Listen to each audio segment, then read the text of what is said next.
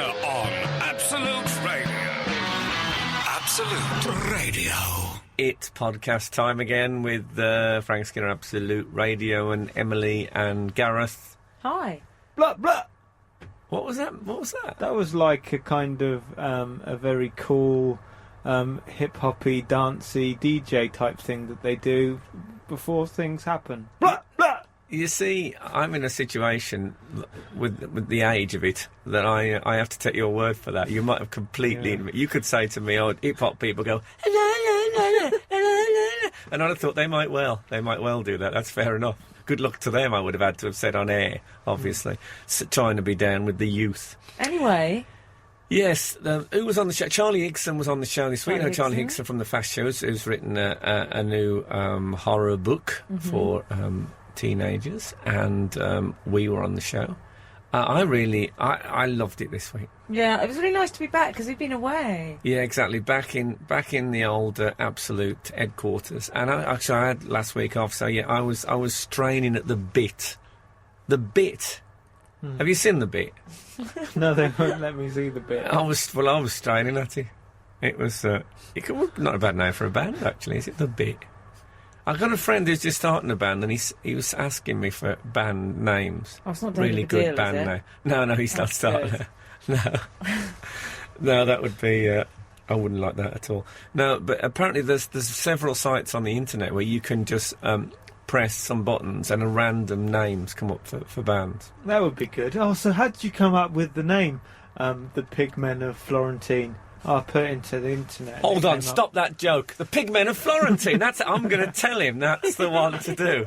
And now it's the Pigmen of Florentine with the new track. Yeah. I love the Pigmen of Florentine. Just before I pass it on, is Pigmen hyphenated, or is it two separate words, or is it one word? I think it's all one word. Okay. Oh, well done. Well, see, our work here has not been wasted. So, yes, please enjoy the show. Absolute Radio. This is Frank Skinner on Absolute Radio. I feel like I've been away for ages. I was off last week, and it feels like a strange new world. Happily, I'm still with Emily and Gareth, so they'll take care of me. Oh, yes, yeah. We'll just to prove you're here. Yes, okay. So, my week has been... I returned from Edinburgh on Monday, and then on Monday night...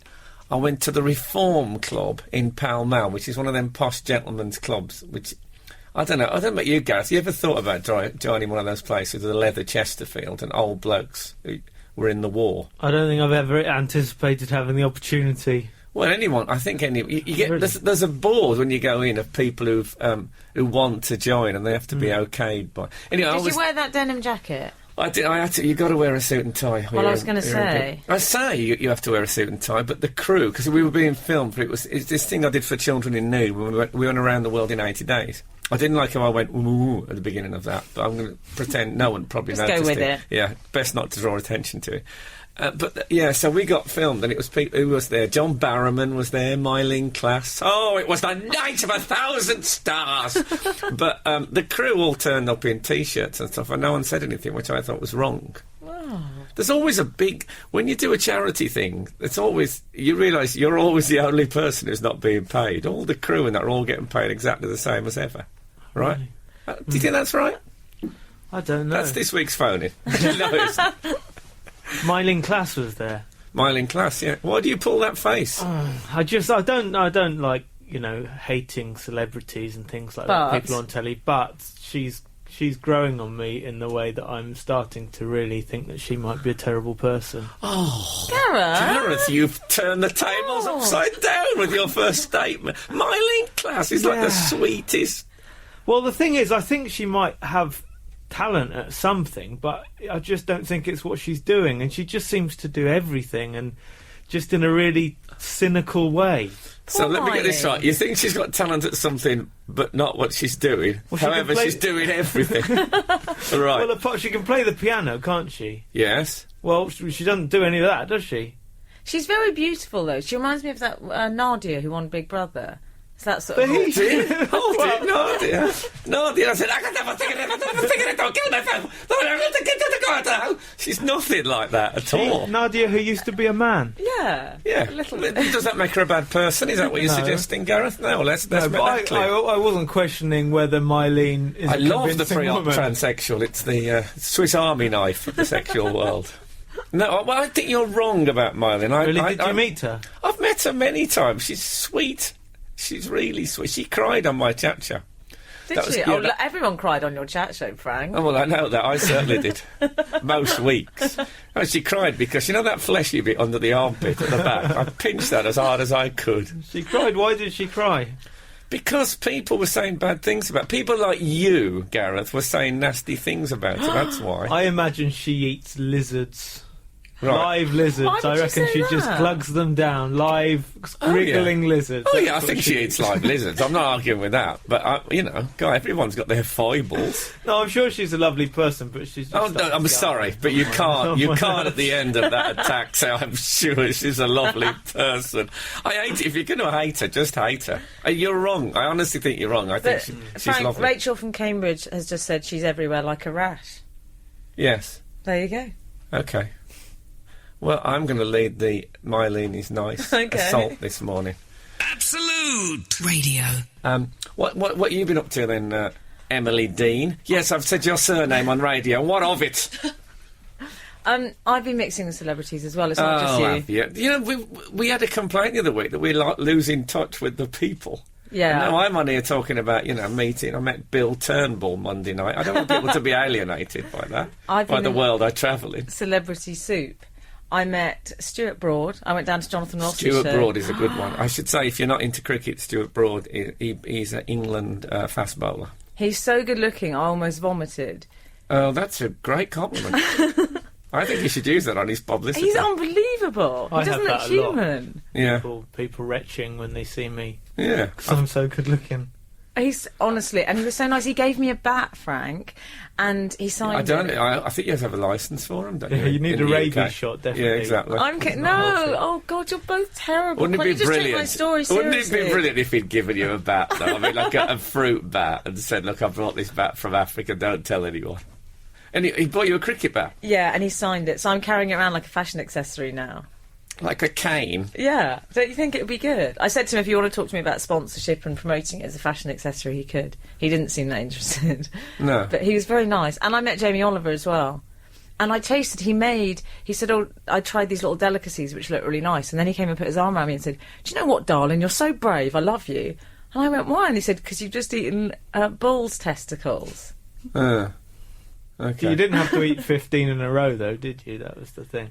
No, they're Bull's testicles? Why were you eating? They're called Can we, prairie... say, can we say testicles this early in the morning? Yes. I'm just looking through the absolute manual. T.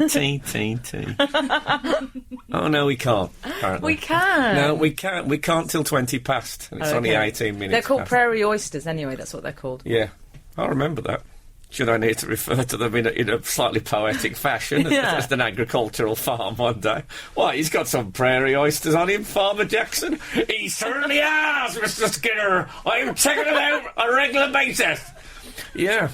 Oh, well, that's very exciting. It's interesting that how they fell into the cliches of those two celebrities. 'Cause Stuart Broad gave you a cricket bat, and Jamie Oliver cooked you some delicacies. Don't they have anything else to their lives, these people? And they just do what one imagines they do? It's just wrong. That's lovely. So that's me with Myling Class John Barrowman, you with Stuart Broad and Jamie Oliver. Gareth. I'm not allowed near any celebrities. No, well, after what you said about Myling, quite right. Well, I had a lovely surprise this week. This arrived in the post. Have a look at that. Ooh. This is a copy of my new book, which I won't name because I don't like plugging, but open it up. Open What it does up. it say? Open it up. Oh, it's a large print It's a version. large print. Look at the size of the lettering in there. Wow, that's excellent. Hold it up, I reckon I could read it from here. Easily. It's massive. That's very large yeah, print, that- That Frank. shows I'm appealing to an older audience now, wouldn't you say? Yeah. Yeah, well, I think that's been for quite a while. Myopics across the world. Yeah, it was my first ever large print edition. I was quite moved. That's very good. I had an idea a couple of weeks ago that the phone-ins on the show be suggested by the actual listeners, and our first one we're going to do after this. Frank Skinner on Absolute Radio. Absolute Radio. Yes, this is Frank Skinner on Absolute Radio with Emily and Gareth. Are we being interactivised today? Yeah. Oh, well, I remembered I did see a celebrity this week. Oh, well, we'll stop to discuss that. Who did you see? Peter Duncan. Well, he's off the Blue Peter. Yeah, walking in a cafe, walking around just like a normal man. I don't want to rain on your parade, but I also saw him. It was in Edinburgh. Everyone saw him, Gareth. He was ubiquitous. I met his daughter. His daughters came and talked to us after our gig. How old are Peter Duncan's daughters? They must be about 20. No, that was our phone-in for this week. Oh, too late now, you've spoilt it. Were they attractive young women and you thought, hey, this is really exciting, young women are talking to us after a gig? I had to restrain some of my fellow comedians from besmirching Blue Peter's good name. Don't touch the Duncan girls, that's my motto. No. We have had some lovely emails, though, during the week. Would you like to hear some of the lovely emails? During the week? I like that. Yeah. They're a bit more leisurely, our audience. Let's not send them in during the show. Maybe Thursday. OK, that's lovely, though. We're always glad to hear from you. Can I make that absolutely clear? Some lovely things. Well, Rob Fellows got in touch, and he's got a bit of a moral conundrum for us. A moral conundrum? Oh, we like those. We do. We need a jingle for that. Can you sing one? Moral conundrum! I'll see if I can come. Let me see what I can find that might, as a sense of moral conundrum about it. Oh, just bear with me. Keep going for a bit. OK. He was paid, so he was made redundant from his job. What about this for moral conundrum?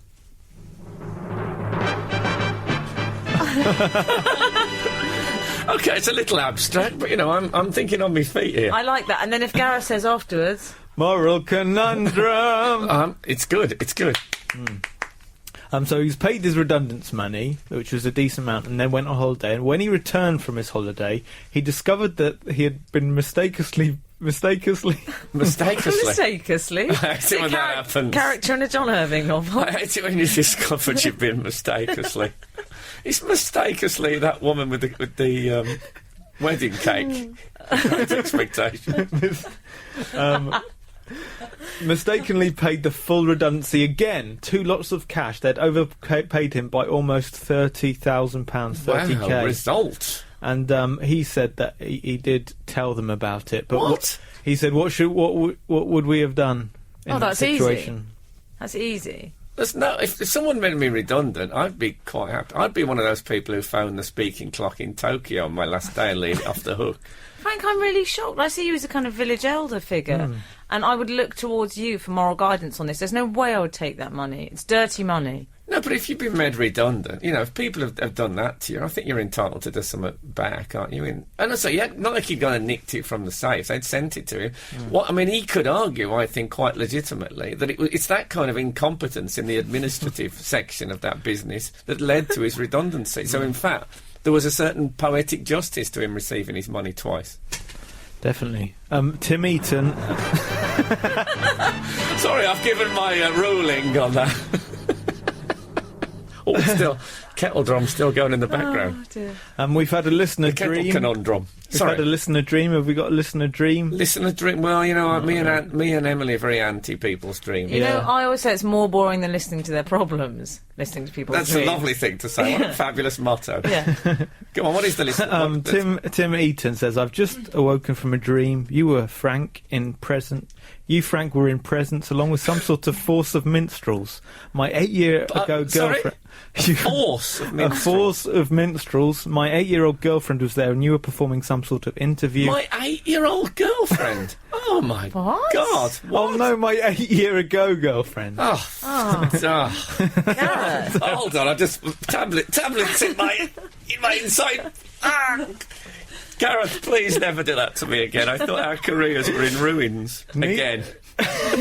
Needless to say, your genius resolved many long-standing yet benign misconceptions. The future has been realigned. The road to nowhere has been resurfaced. I'm already bored of this dream. No, hold on a minute. No, I like the idea that his girlfriend from 8 years ago, who obviously still carries a bit of a torch for her, I think you would say. And I came and sorted out their relationship as a force of minstrels sang in the background. Force of minstrels. Way down above the Swanee River. Yes, but one has to learn to understand each other. Well, far away.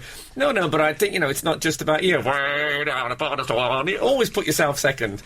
Down out the oval. Is that what the dream was like? I think so. That's what I get. But that's quite. I like the kind of impressionistic nature of that. Absolute Radio. So look, I still haven't said. We asked for people to phone in and to suggest a phone in. Not to phone in, to text in. Our text number, by the way, is 81215, in case you don't know that. That number again, 81215. That's what proper DJs do. And, somebody suggested that they asked that people name their favourite primate. That was Gabby, yeah. Gabby, that's right. Thank you, Gabby. Best TV or film primate? Yes. For those of you who don't know what a primate is, look it up! Look it up! Yeah. Gareth looked it up this morning. He wasn't sure. Did you look it up? It's like a monkey thing, so who's your favourite? We should start with our own, I think. But we'd love to hear your favourite TV and film primate. I thought it was like someone who you went to Primark with. I like that. I think that's good. Your primate. My primate. Yeah, he didn't have to hammer it home. I've got it. I was way ahead of you. I mean, I take that as a personal slight that you felt you had to then say primate again. What would be your favourite TV or film primate, Gareth? Well, there was a film, Matthew Broderick film called Project X, where it was something. It was in the 80s, and you've gone obscure early. I love that. The chimps. There were chimps who were like being tested on about going into space and stuff, and he had to rescue the chimps and get out of the place. I've got vague memories of it. But why rescue the chimps? There was a nice monkey in that. Yeah, what's that? Which one? Can you name the monkey? I can't name the monkey. Well, it says favourite TV or the primate. Exactly. Not group, not some group of chimpanzees. Massive monkeys. Nameless astronaut chimpanzees. I've got mine, Think again. Frank. Oh, what's yours? Well done, Emily. Mine You've done your own work. Dr. Cornelius, who's an archaeologist / chimp in Planet of the Apes. I used to go to the job centre every day in the 80s, and I never saw archaeologist / chimp jobs. How he got that job, I'll never know. I loved him. He wore like an olive green tunic with sort of leather detailing on it.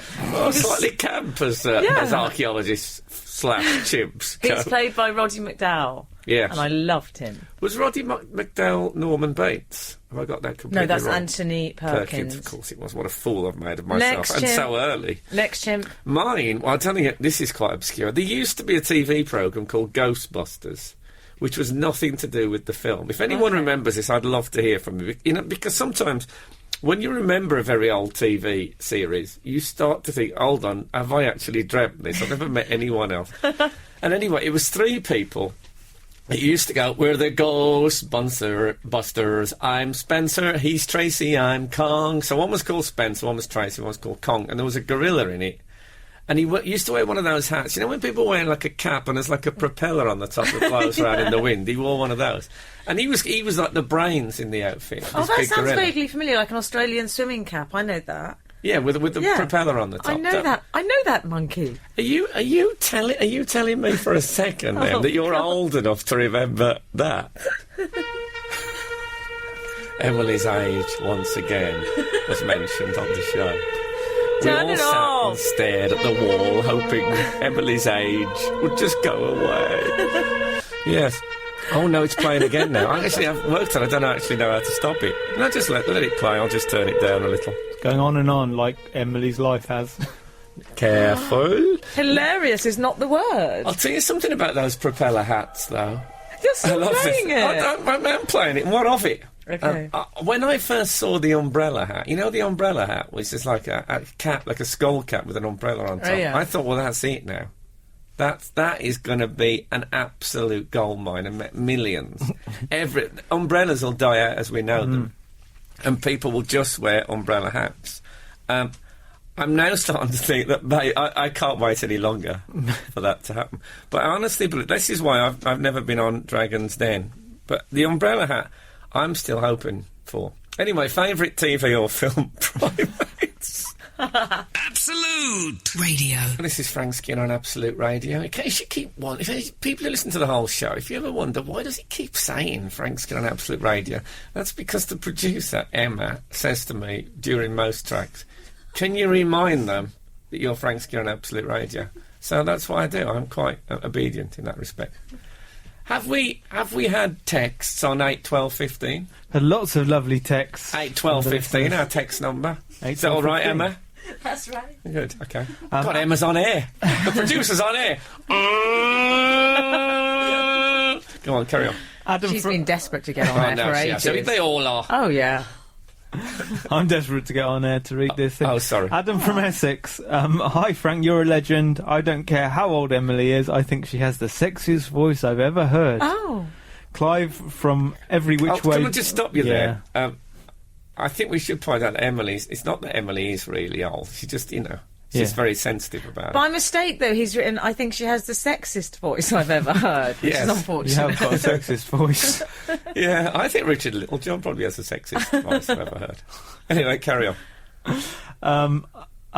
Clive from Every Which Way But Loose is the best primate, Adam from Essex. It's reckons. not Clive, it's Clyde. It is Clyde. Clive. It's not Clive like Clive Dunn he's thinking of, maybe. Clive's got a posh English name. Was that when Leslie Phillips played an orangutan? Clint Eastwood. Gone to the fire. Hello, Clint. You went a bit Kenneth Williams there, I didn't did. you? Sorry, I got mixed up. I went into black and white British comedy film Maelstrom and came out all mixed up. Now listen, John in Poland. Yes, John in Poland. John in Poland. Oh, fabulous. Says, my favourite was from the 70s. It used to be on before the Sunday match on Granada. So you'll remember this, Frank. Thanks. It was called BJ and the Bear, about a chimp who travelled with a long-distance truck driver sorting out people's problems. Do you remember that? I remember the title of that. It's one of those programmes I saw the title of in the papers but never watched. BJ and the Bear. So does that mean that the chimp was called a bear? Oh, I don't know. I don't know the details of it. Extremely confusing. Now, someone's also mentioned something called Grape Ape. Does anyone know what that is? Grape Ape was a cartoon thing, yeah. Okay. This is fun. This is like a proper phony, what they have on proper radio shows, when people say stuff and you think, well, yes, there's some words have been sent in. Frank, how about Clive the orangutan? It's not Clive, it's Clyde, and that's from Adam in London. Adam in London, Adam in Essex. He's all over the place with his primate suggestions. Do you think he's just pretending to be from slightly different places to get all over our radio show? I must admit, that's how I got this job. Hey, guess what? Someone who hasn't left their name but said primate could be head of church, like Cardinal Cormac Conor Murphy O'Connor. That's correct, they are called. You got mixed up in the middle of that and just said some Irish names at random, then you're Murphy O, Pat, Mickey O.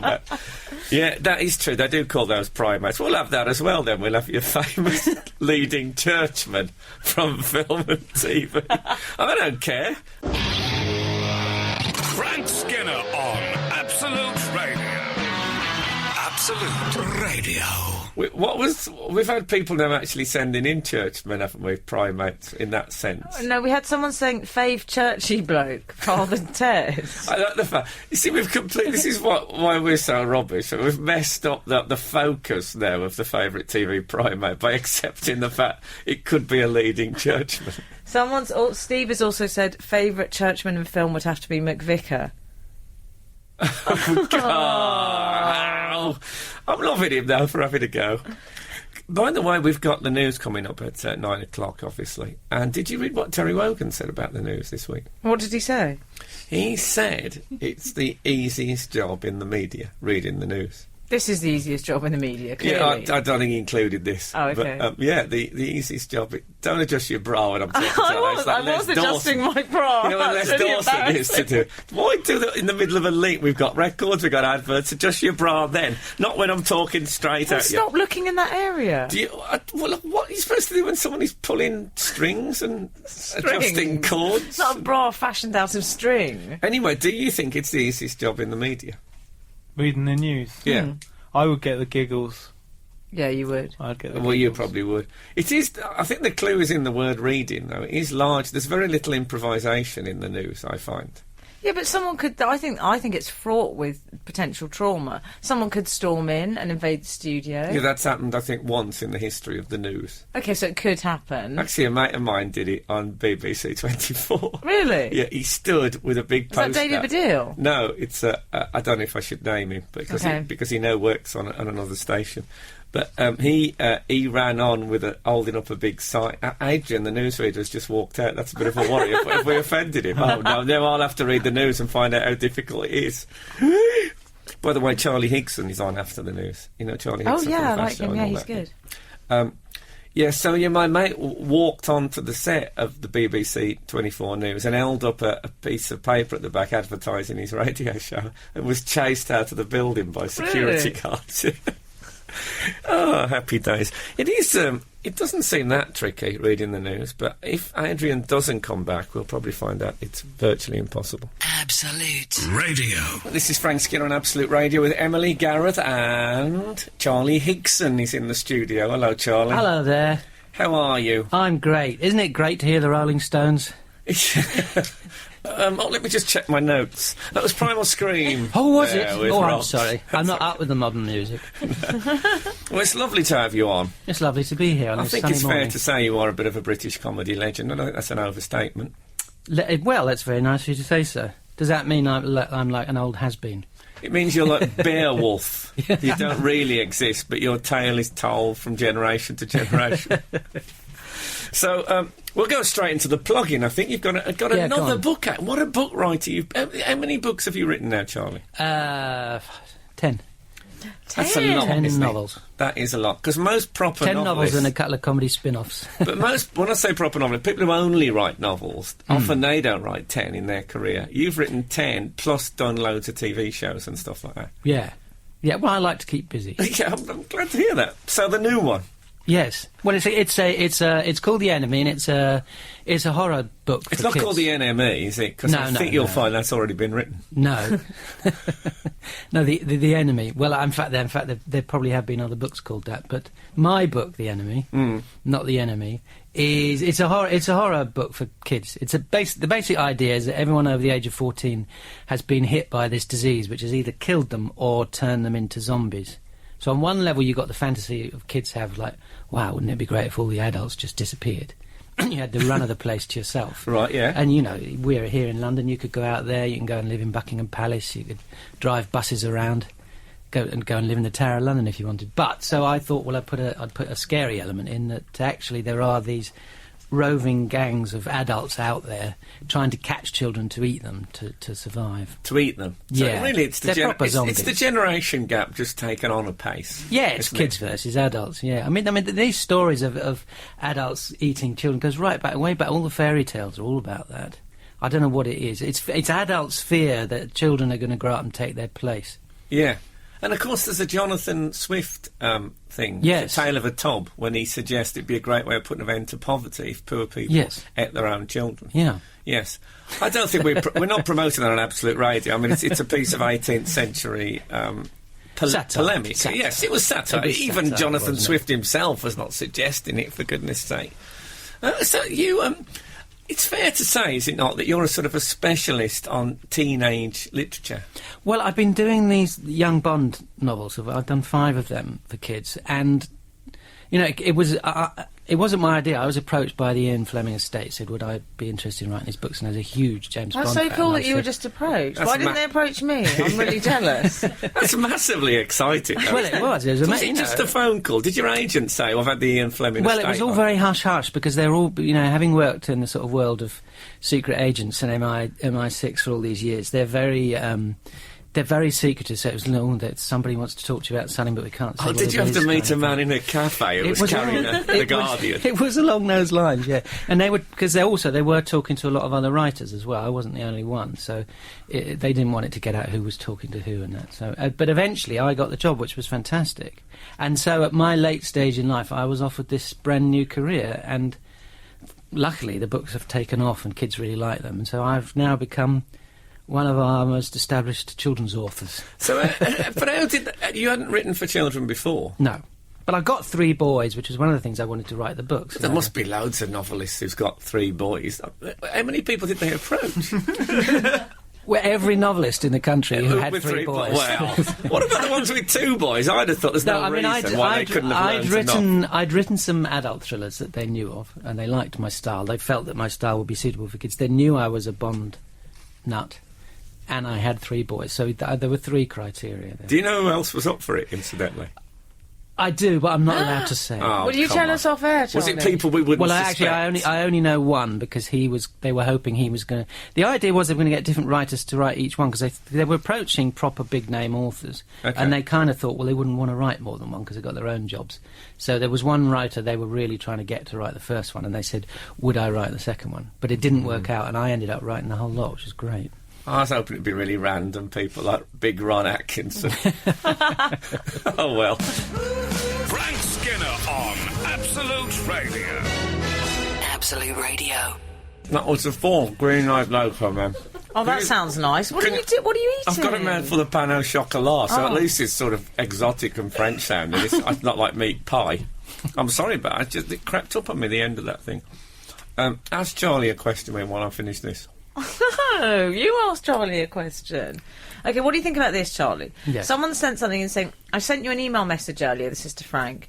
You most likely got it, but please would you be decent enough to reply before your show ends, because my mum would like to get in contact again. And that's to Frank. Well, sounds very dubious to me. Yeah. My mum would like to get in contact But it's again. sort of decent enough to respond. I like that. It's got a sort of Victorian element to it. Exactly.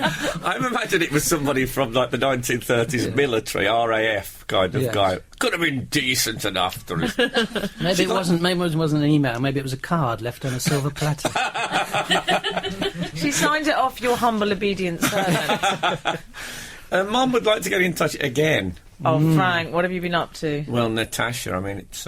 It's Latasha. Oh, Latasha. Yeah.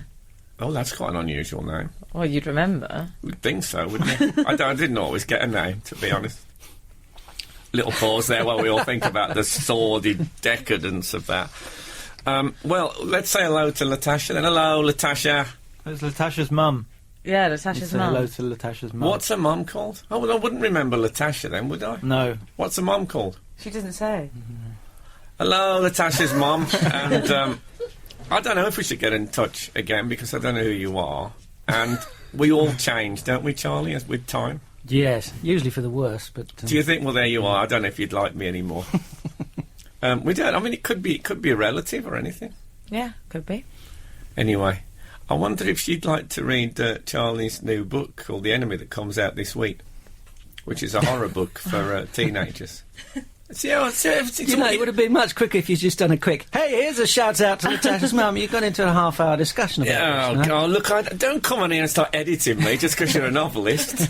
Well, shall we say hello to her or not? That's the way it works on here. Yes. Have you been reading... You know, Ken Bruce said this week, the trouble is with radio, it's been taken away from professionals and given to stand-up comedians who don't know what they're doing. Good evening. Bring back Oh, no, sorry, good morning. Bring back DLT. Bring back DLT, but he has to be on a burning raft. That's my theory. So, what else? You haven't given up on the comedy, have you, Charlie? No, in fact, I am, at this moment, editing a new TV series that I've done with Paul Whitehouse, which is a spin-off of our radio show Down the Line, which was a spoof phone-in show on Radio 4. Yes, I remember it. We've reinvented it as a... Gary Bellamy, the host of Down the Line, is now going... He's got his own TV show where he goes around Britain, meeting the people of Britain to find out what makes us British. And, of course, the people of Britain is me and Paul and our friends in different wigs. I remember hearing a trailer for that on Radio 4 and being completely taken aback, because it was a sort of a... It didn't sound anything like Radio 4. It sounded like a sort of course, and I thought, oh my God, my radio was flicked onto something else. Very popular programme, though, wasn't it? No, it was great fun to do, and luckily, yes, it did go... I mean, some people on Radio 4 are still a bit mystified by it. It doesn't sound like other Radio 4 phone-in programmes, and doesn't sound like any other Radio 4 comedy programmes, but it was great to do, and it was a way for Paul and I just to do something fun together without too much pressure and try and come up with some new characters. So you're editing it at the moment. Does that mean that Paul doesn't edit it? Does he leave all that kind of technical stuff? No, we're editing it together. Oh, okay. Editing it together. Although next week he is off fishing for a week. So I'll be editing without, so I can take all his stuff out. When you write together, do you have that kind of strict... You do actually write together, don't you? Yeah, we do. Do you have that strict thing that you hear about? I think when Ben Elton wrote with Richard Curtis, they used to give one their version of the script, and if one crossed anything out... I don't think they could stand being in the same room together. Yes. Well, I don't know if that's true. Can I say that those are the thoughts of Charlie Higson, not Absolute Radio, of course. No. But that's the way they work. Now, Paul and I, we do work together. We sort of set office hours and we go and sit there, and it's which one of us cracks first. You think, God, I hope he says he has to go and do something, or he's had enough for today. And then what? And it's which one of us says, oh, should we call it a day? Think, oh, yeah, OK, yeah, all right. But no, we do. We sit there and we do funny voices at each other and... just sort of improvise little routines and then write them down. Oh, that sounds like the best job ever. Absolute Radio. Charlie Higson is with us. Charlie Higson's got a new book out. It's a horror book. Yes. I have to say, I never watch horror or read horror because it frightens me and I don't sleep very well. Did you used to when you were younger? I'll tell you what was the killer for me. I know this book that you've written is a zombie book. I went to see a thing called... is it Day of the Dead? Day of the Dead, fantastic film. Yeah, and I think was there a follow-up to that called? There were. Well, the first one was Night of the Living Dead. Yeah, that's black and white. Day of the Dead was sort of set in the shopping mall. Yes, where they're holed up, which was a big influence on my book actually. Which is first half of it is set in Waitrose on Holloway Road, where these kids are holed up under siege from zombies. So that's kind of based on Dawn of the Dead. Yes, fantastic film when they're in this shopping mall being besieged by zombies. And then he went on to Day of the Dead. Well, Day of the Dead was Diary of the Dead, and I think he's got a new one coming out. Yes, okay. Well, I'll be honest with you. I went to a late night showing. I went to the toilet mid-film. And I was actually frightened on my own in the toilet. I actually opened a couple of cubicle doors. I mean, they weren't locked. I didn't open them with an axe. But I'm serious. I was an adult and I checked them. I was so spooked out by it. And I remember a lot of intestine being eaten and stuff like that. It was very, very graphic. Yes. But I'm genuinely frightened. What about you guys? You like horror? Dare the Triffids I like. Emily, is that the level that you can take? Can I say Emily was in Day of the Triffids, the BBC, when she was a child? Yeah, I like so of course that gets through the net. But I was doing a signing for the launch of the book, and there were some quite small kids coming through, and there was this girl. She looked about 10, and I'd been talking to them. Well, have you ever seen a scary film? And she said, yeah. I said, what's the scariest film you've ever seen? She said, Saw was quite scary. She's allowed to watch that. Cool. She said, yeah, there was a scary clown in it. Isn't that really heavy-duty horror? I said, what, you didn't mind about all the gore and the violence? No, but there was a really nasty clown in it. And her parents were standing there. So, I mean, it's like, films, when I was a kid, Hammer films, they were X certificate. Some of them are now DVD U certificate. And something like Harry Potter in those days would have been an X. Actually, I did used to watch... Now you come to mention it, I did watch Hammer Horror, but... but they're not that scary, really. They were quite sexy, is why I used to go as a teenager. Exactly. Well, horror and sex always seem to go together. Yeah. Well, I'm not going to pretend I've read the whole of your book, but I've read You've read chunks. The cover? No. I have read chunks of it, and I found it quite frightening, and I am 52. Well, I mean, a lot of adults have read it. And they are...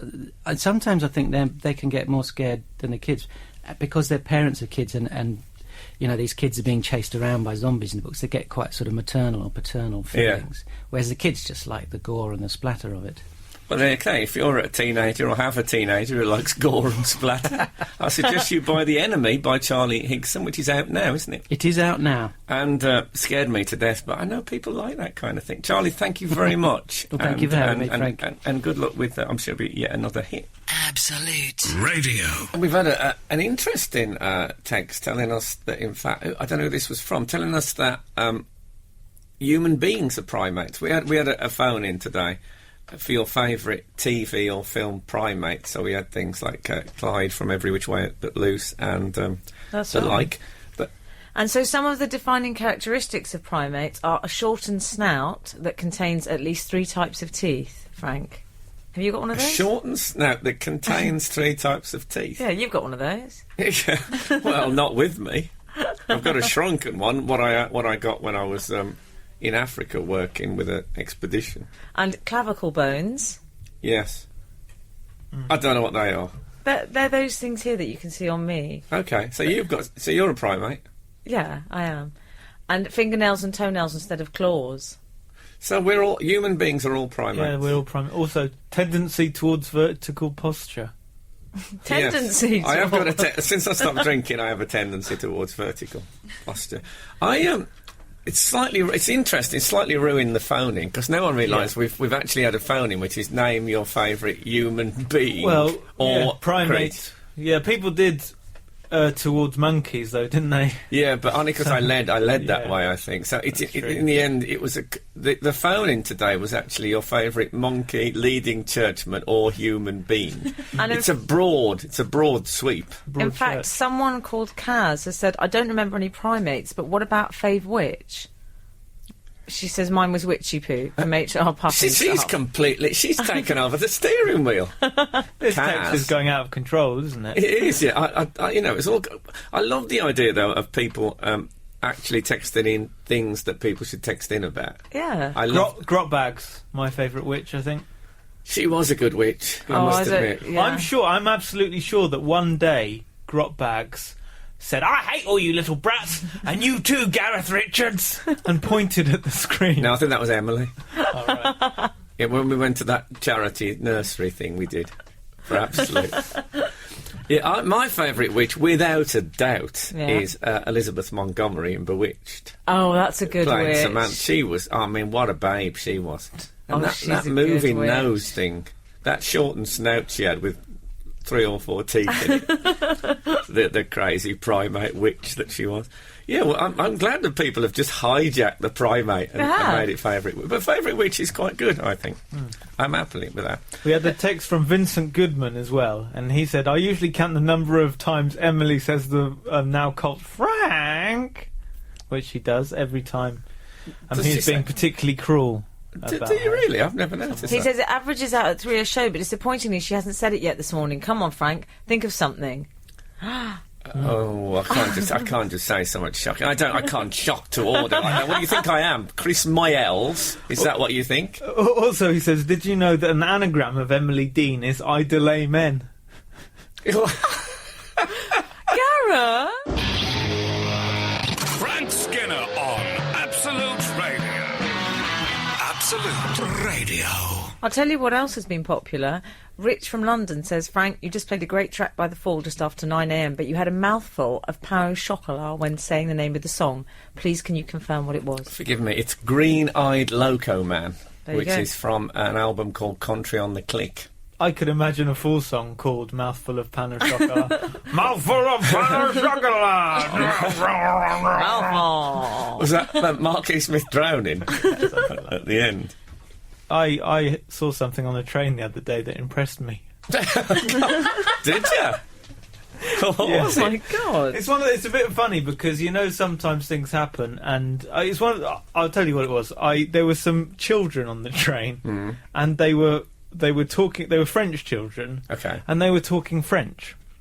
Whenever I see a child speaking a foreign language fluently, even if they're from that place, and I'm always really impressed. I have think, to say, wow, that's I amazing. totally agree with you. I think, wow, I've actually said to my girlfriend, I've got to listen to that amazing kids who are French kids speaking French. Because you sort of imagine that they must think in English. Yeah, you'd start with English, wouldn't you, as a They basic. sound so fluent as well, don't they? Almost like they're speaking it all the time. In that same family, I'm impressed by something weird, which is when I see a man carrying something heavy, I'm very impressed. Really? Because I could never do that. I think, how can you do that? How could you possibly carry that weight? These are really things that one shouldn't be impressed by, aren't they? There's a thing, I think it's all right to be impressed by this, but I've noticed people staring at me.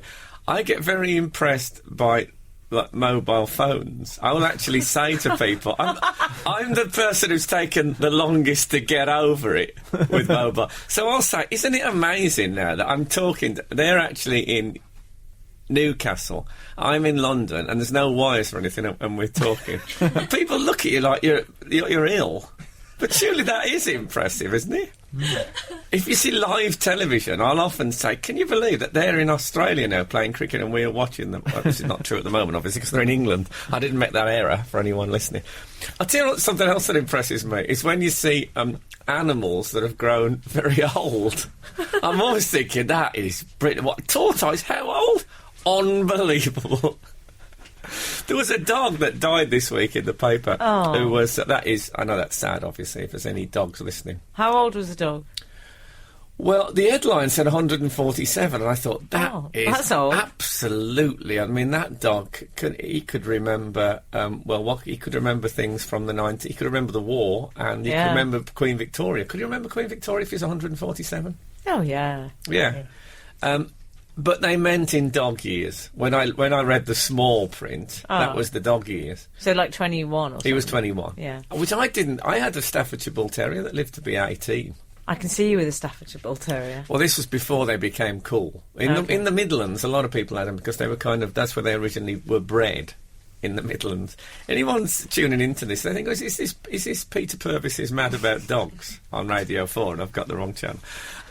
He died... my 18-year-old dog, and I'm gonna, after this, I shall tell you the very strange tale of the death of Shep. Absolute Radio. And so I had this dog Shep who was died when he was 18. I remember my dad phoned me up at work. This was in the days when I had like a proper job. And I got a message saying, your dad's phoned up. And I said, did he leave a message? They said he's got some really, really bad news. I thought, that is the great message to leave for anyone. I thought, oh, my God.